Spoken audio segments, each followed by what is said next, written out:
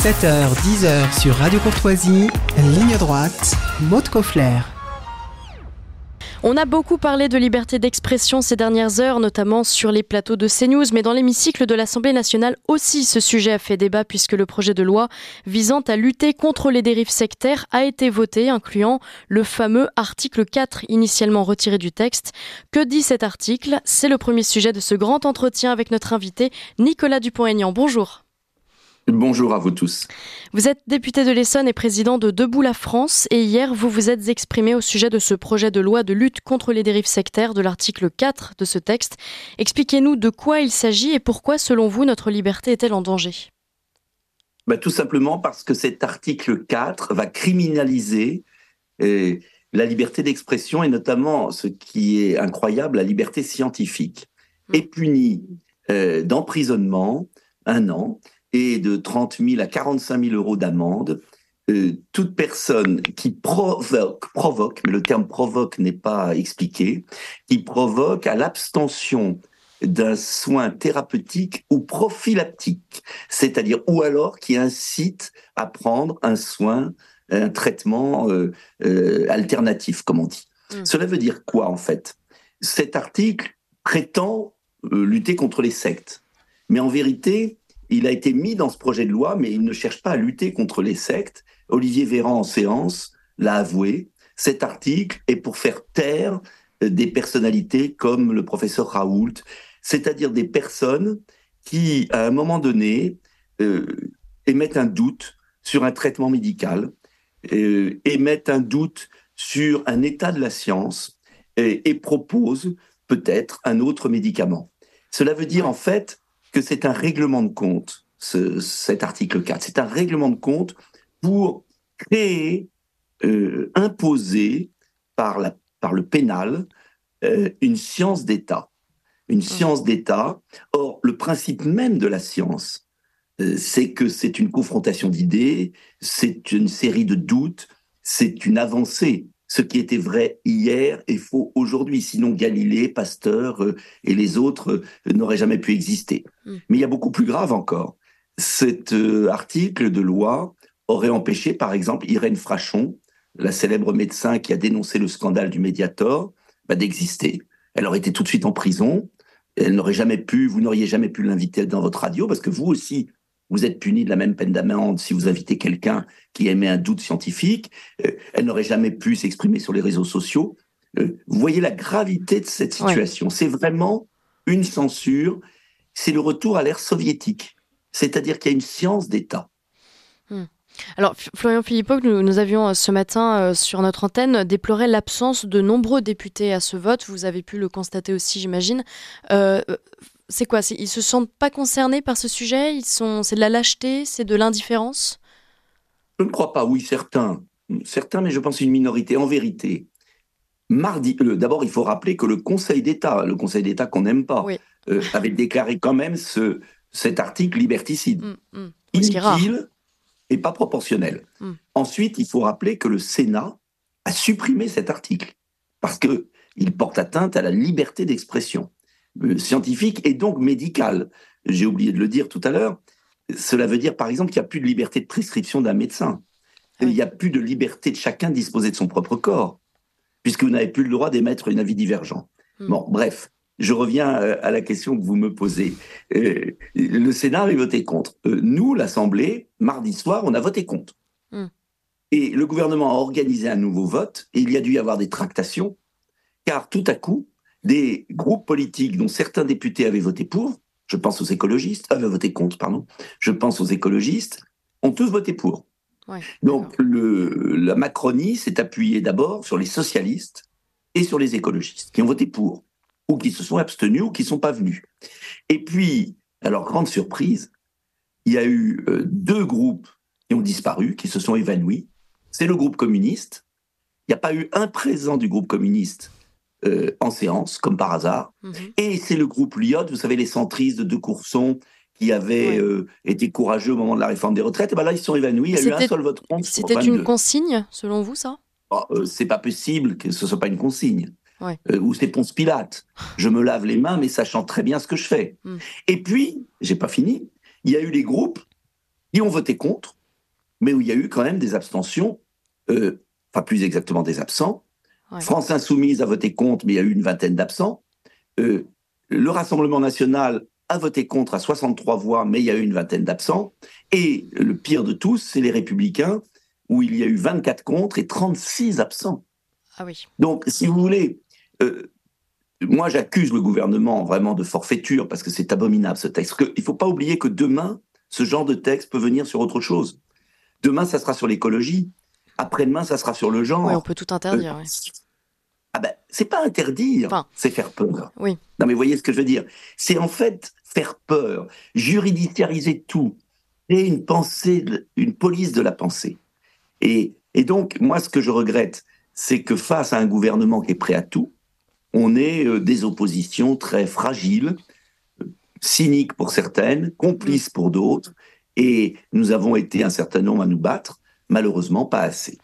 Alors Nicolas Dupont-Aignan, vous n'êtes pas le seul à avoir réagi au cours de ce vote. Je vous propose d'écouter ce qu'a dit Marine Le Pen. On écoute. La question n'est pas de savoir ceux qui souhaitent lutter contre les dérives sectaires. Tout le monde dans cet hémicycle veut lutter contre les dérives sectaires. La question, c'est comment ?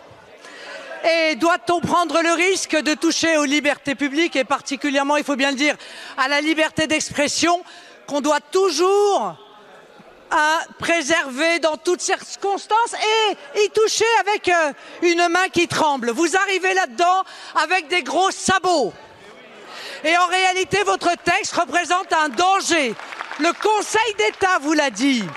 Marine Le Pen a ensuite rappelé à Olivier Véran que certains membres du gouvernement avaient eu recours aux soins du professeur Raoult, qui est clairement cité par Olivier Véran dans ce projet de lutte contre les dérives sectaires. Pourquoi cet acharnement, Nicolas Dupont-Aignan, contre le professeur Raoult ? Alors d'abord, je voudrais préciser une chose. Ils ont mis cet article dans un projet de loi contre les dérives sectaires. Alors quand on écoute comme ça, si les auditeurs nous écoutent, ils doivent se dire les sectes, c'est pas bien, le gouvernement lutte contre les sectes, pour lutter contre les sectes, il faut peut-être toucher un peu la liberté d'expression, etc. Mais c'est pas du tout ça. Parce qu'en fait, ils définissent pas les sectes.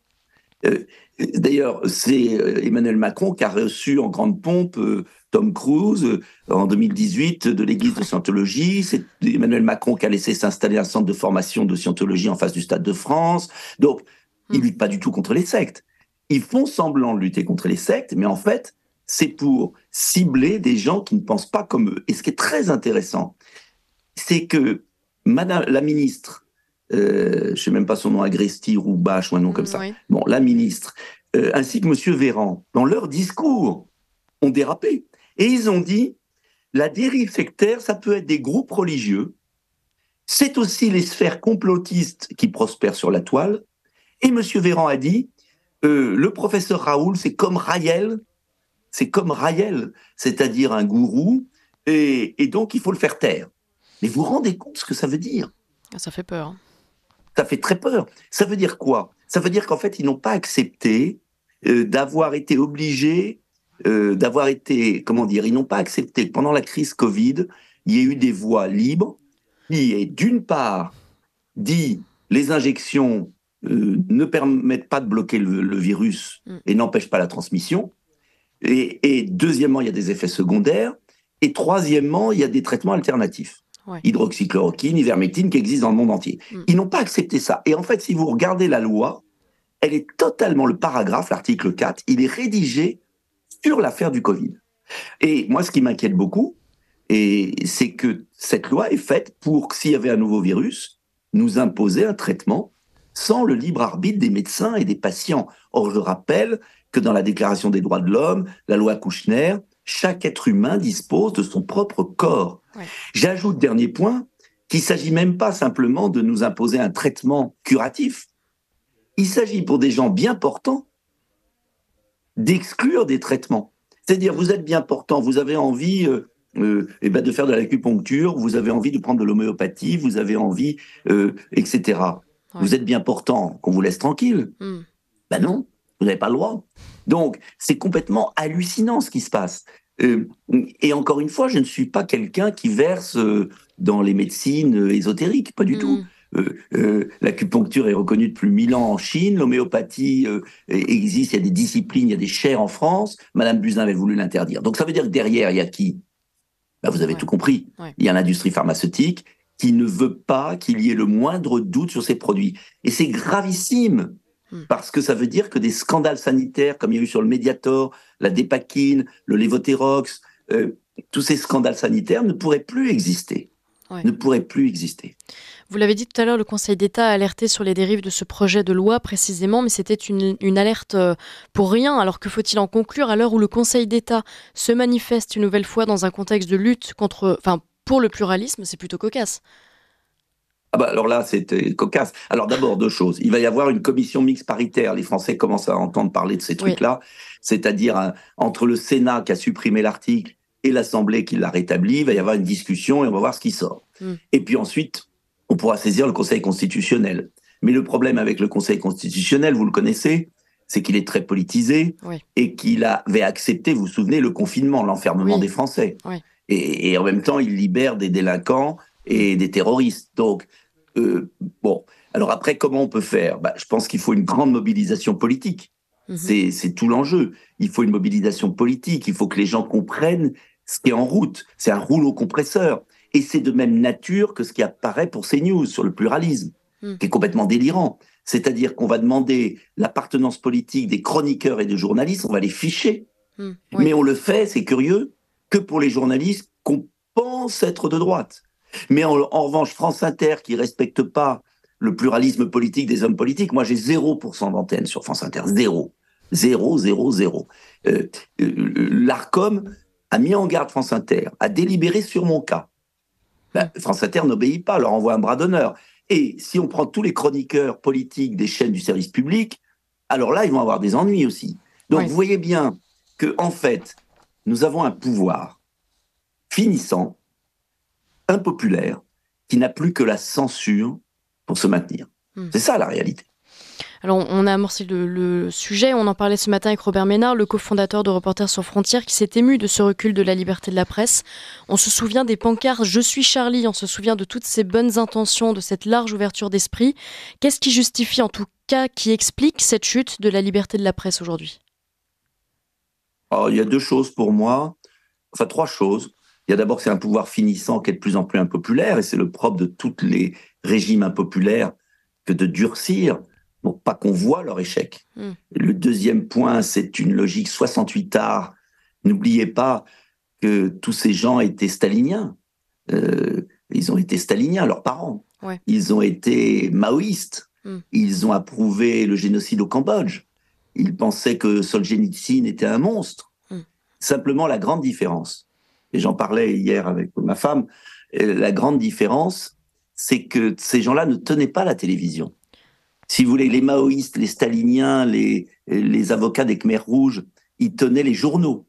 Le Monde, les journaux de l'époque, dans les années 70. Mais ils n'avaient pas la télévision. Or, ils ont pris le pouvoir à la télévision. Ils ont formé les écoles de journalistes. Ils ont...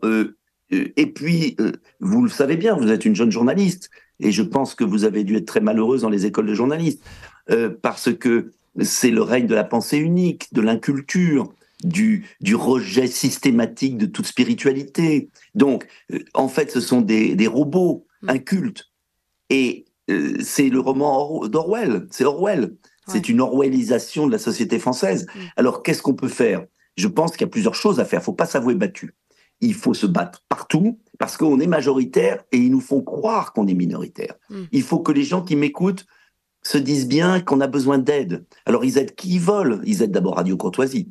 Mais nous sommes face à des intérêts financiers qui ont des milliards.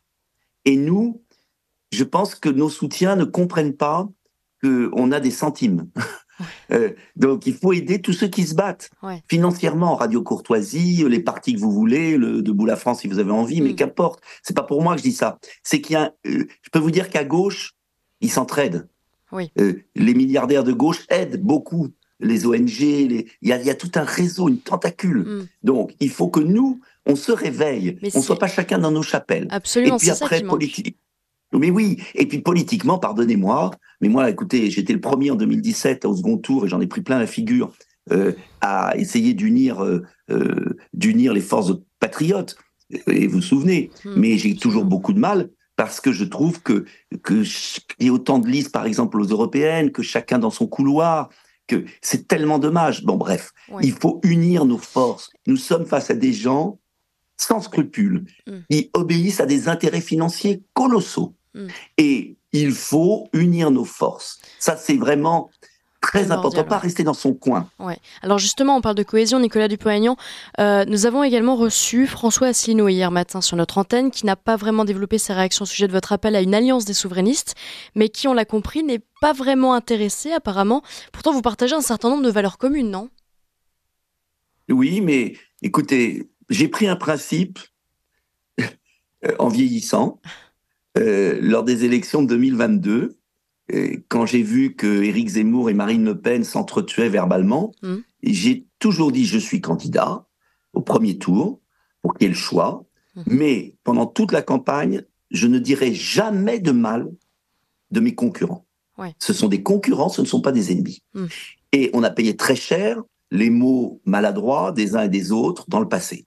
Donc, moi, je tends la main, et à force elle tombe, mais je tends la main en permanence, et je ne réponds pas aux critiques permanentes parce que j'ai remarqué qu'il y avait pour le coup un phénomène sectaire chez certains d'entre nous, qui est que on critique toujours celui qui est le plus proche de vous au lieu de se mobiliser contre nos ennemis communs. Et bien sûr qu'il y a des nuances avec Asselineau.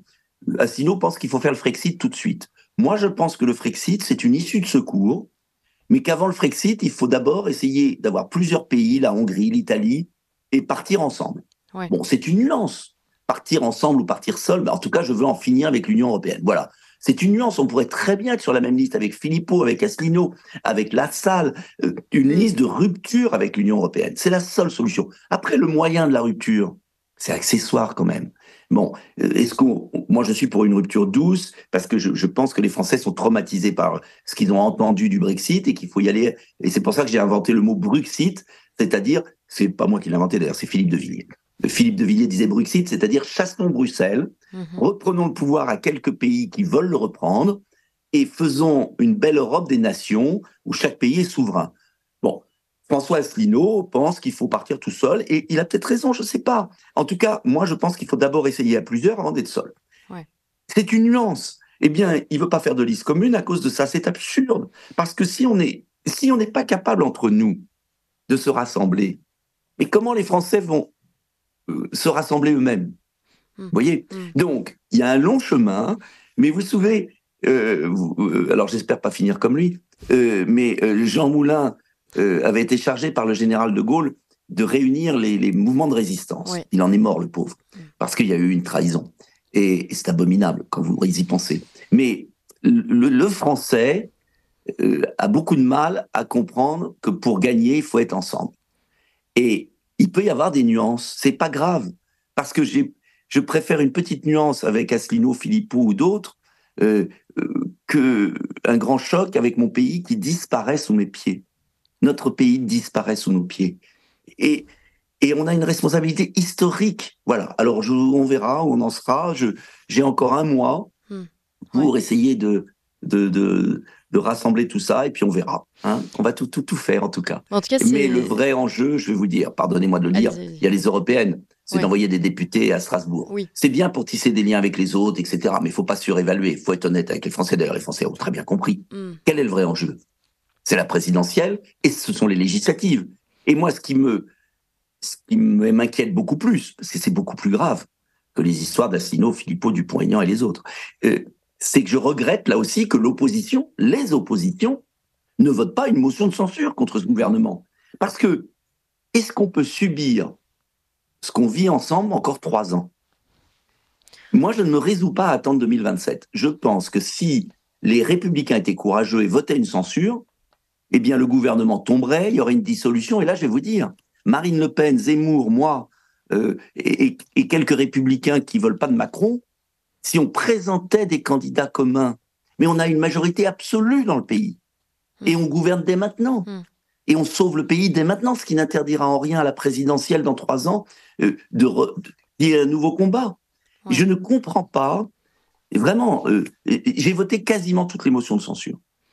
Je ne comprends pas pourquoi mes collègues attendent. Le pays perd chaque jour du terrain.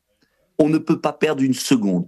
Tout ce qui est perdu est difficilement rattrapable dans le domaine de l'éducation, de l'immigration, de la sécurité, de la compétitivité économique, des mouvements sociétaux. Vous avez vu ce qu'ils vont nous prévoir avec la fin de vie. Bref, il y a urgence. Mais ça, j'ai beaucoup de mal à l'expliquer parce que j'ai le sentiment que chacun attend 2027 dans une perspective politicienne. Or, 2027, c'est lointain. Il va se passer beaucoup de choses. Et peut-être la guerre en Ukraine, ce qui est une folie. Ce que vous dites, c'est intéressant parce que ce qui nous tue, c'est l'individualisme. On l'a vu avec la présidentielle, on le voit déjà en marge des européennes. Est-ce que vous, Nicolas Dupont-Aignan, vous êtes en contact, pour parler avec des partis comme celui d'Éric Zemmour, comme celui de Marine Le Pen, malgré tout, pas forcément pour une liste commune pour les européennes, mais de façon générale? Bien sûr, et j'essaye de tout faire pour que, il n'y ait pas cette logique de parti. Oui. Parce qu'on a toujours besoin de plus petits que soi. Et j'ai beaucoup de mal à leur expliquer, mais il y a des oreilles attentives au sein de ces partis, et je parle aux uns et aux autres. Parce que, je vais vous dire, c'est ce qu'on doit aux Français qui souffrent, et à la France, voilà. Et si on ne le fait pas, moi, je ne pourrais pas me regarder dans la glace demain. Et donc, je ne voudrais pas que chaque parti se dise « je vais y arriver seul ». Je l'ai dit à Marine Le Pen récemment au mois de décembre. Je l'ai dit à Bardella, je l'ai dit à Zemmour, je l'ai dit à Pelletier. Je l'ai dit, on a une responsabilité. Et je leur ai dit, mais pourquoi on ne s'entend pas tous pour déjà préparer des candidats communs aux législatives? Si on l'avait fait en 2022, il n'y aurait pas 89 députés RN. Il y aurait 150 députés RN Reconquête Debout la France. Ouais. Donc c'est absurde. Et si on le fait, imaginez qu'il y ait une dissolution demain. S'il n'y a pas des candidatures communes, on n'aura pas la majorité absolue. S'il y a des candidatures communes, il y aura la majorité absolue. Et donc il y a un moment, c'est blanc ou c'est noir. Et les Français nous regardent. Et je vais vous donner une anecdote. J'ai eu un chauffeur de taxi cette semaine qui m'a dit « Je suis écœuré, monsieur, je ne vais pas aller voter à la prochaine présidentielle. » Mais je lui dis « Mais monsieur, c'est le piège béant. C'est ce que veut Macron et ce nouvel ordre mondial, parce que c'est un nouvel ordre mondial qui veut qu'il n'y ait plus d'élections, en fait, plus de liberté. Ouais. En fait, ils veulent le régime chinois, un parti unique et l'ultracapitalisme, enfin l'oligarchie, voilà. En fait, si vous voulez, ce qui est intéressant dans le monde qu'on vit est dramatique, c'est que c'est la fin de la responsabilité individuelle. Parce que tout le projet de loi, je reviens au projet de loi qu'on a vécu, ce qui était fascinant chez les Renaissances, là, et les socialistes, c'est qu'en fait, ils ne supportent pas la responsabilité individuelle. Excusez-moi, mais si quelqu'un veut prendre un jus de carotte pour se soigner en médecine complémentaire, on ne va pas mettre un policier derrière chaque Français. D'ailleurs, c'est pas parce qu'on va punir de prison un praticien que le Français va pas aller voir un rebouteux au fin fond de tel endroit. C'est sa libre arbitre. C'est par l'intelligence qu'on va. Enfin, un peuple ne peut pas être gouverné par des peines de prison sur tous les comportements. Alors, tu dois acheter une voiture électrique, tu dois pas faire ceci pour tes enfants, tu dois, Macron qui veut qu'on interdise les écrans à certaines heures pour les enfants. Mais c'est n'importe quoi, c'est aux parents. Si on ne responsabilise pas les parents, on ne peut pas avoir un pays où il y a 68 millions de robots qui obéissent à un homme au sommet. Ils sont devenus complètement fous, je vous le dis. Alors Nicolas Dupont, on change de sujet. Le président ukrainien est attendu à Paris où il signera aujourd'hui un accord bilatéral de sécurité avec la France, octroi d'équipements militaires, formation de soldats ukrainiens, renforcement de l'industrie de défense ukrainienne. Est-ce vraiment le bon moment et la bonne méthode selon vous? Non, je suis scandalisé par cette fuite en avant, qui est là aussi une fuite en avant politicienne d'Emmanuel Macron qui a perdu pied en France et qui croit que en jouant les chefs militaires, il va retrouver la faveur des Français. Et les Français sont beaucoup plus sages. Parce que, bien évidemment, moi, je n'ai jamais été pour laisser tomber un pays. Simplement, aujourd'hui, on s'aperçoit bien que le régime de Zelensky a supprimé les élections, que le régime de Zelensky est complètement corrompu, que l'Ukraine avait une responsabilité au départ dans la guerre, que les Russes, bien sûr, sont coupables de l'agression, et qu'il faut un plan de paix pour éviter ce massacre au cœur de l'Europe et ce déclin de l'Europe. Cette guerre est suicidaire. Cette guerre pousse la Russie dans les bras de la Chine et affaiblit l'Europe définitivement pour le XXIe siècle. Cette guerre tue l'industrie allemande et française en renchérissant le prix de l'énergie par 4. cette guerre signe la disparition de l'Europe au XXIe siècle. Et comme des robots, là aussi, comme des gens sans réflexion géopolitique, pour uniquement de la com, il y a cette espèce de livraison d'armes, d'engrenage, d'ailleurs très hypocrite, parce qu'ils laissent les Ukrainiens se faire tuer. Hein. On leur envoie des armes pour une boucherie. Ouais. Et donc, je suis totalement hostile à ces livraisons. Il faut arrêter. Trump a raison à 150%. Il faut maintenant arrêter. Il faut un accord avec la Russie, un accord équilibré avec la Russie. Ça ne veut pas dire qu'on cède tout à la Russie, loin de là. Retrait des troupes russes, autonomie du Donbass, démilitarisation de l'Ukraine en zone neutre. Et là, vous verrez, et traité de désarmement européen, et vous verrez, reprise d'une collaboration économique avec la Russie, et vous verrez que l'Europe redémarrera, au sens noble de nations qui travaillent ensemble. Alors évidemment, ça ne fera pas la joie des intérêts pétroliers américains et gaziers, ni de la Chine. Ouais. Mais sinon, on va être pris en étau entre la Chine et les États-Unis. De l'autre côté, les relations franco-russes, ça n'arrange pas évidemment. Vous croyez à une réconciliation, vous ? Il ne peut y avoir une réconciliation que le jour où Emmanuel Macron s'en va, et il ne peut y avoir une réconciliation que le jour où on change radicalement de politique. Et je voudrais que, face à la Russie, qui a bien sûr eu des torts, on n'ait pas un réflexe de guerre froide ancien. La Russie a tout fait pour s'entendre avec l'Occident. L'Occident l'a trompé à plusieurs reprises. Et il faut rétablir cette relation de confiance. La Russie est un grand peuple, et les dirigeants passeront et les peuples restent. Et la Russie a les ressources naturelles, la Russie a une capacité scientifique, et si la France et l'Allemagne ne veulent pas disparaître au XXIe siècle, il doit y avoir demain une nouvelle alliance avec la Russie, bien sûr.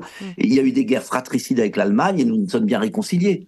Bon, mais simplement Macron est un homme dangereux qui est en train de nous mettre dans un engrenage guerrier, qui n'a même pas consulté le Parlement avec l'article 35 et qui, pour se sauver lui-même, est en train de précipiter la France dans une guerre folle.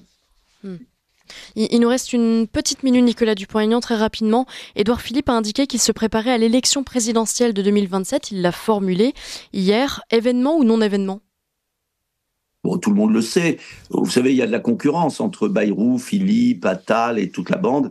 Mais le vrai choix, c'est de savoir si on continue comme ça ou si on change et si on est capable d'avoir un projet sérieux et si on est capable de s'unir, de bâtir une coalition. C'est pas l'absorption par un parti ou un autre, c'est une coalition de gens de bonne volonté qui feront que les Français alors se diront « ça vaut le coup de les soutenir ». Merci beaucoup Nicolas Dupont-Aignan. Je rappelle que vous êtes député de l'Essonne. Je vous remercie pour ce long entretien très intéressant. J'espère vous recevoir très bientôt. À très vite sur notre antenne.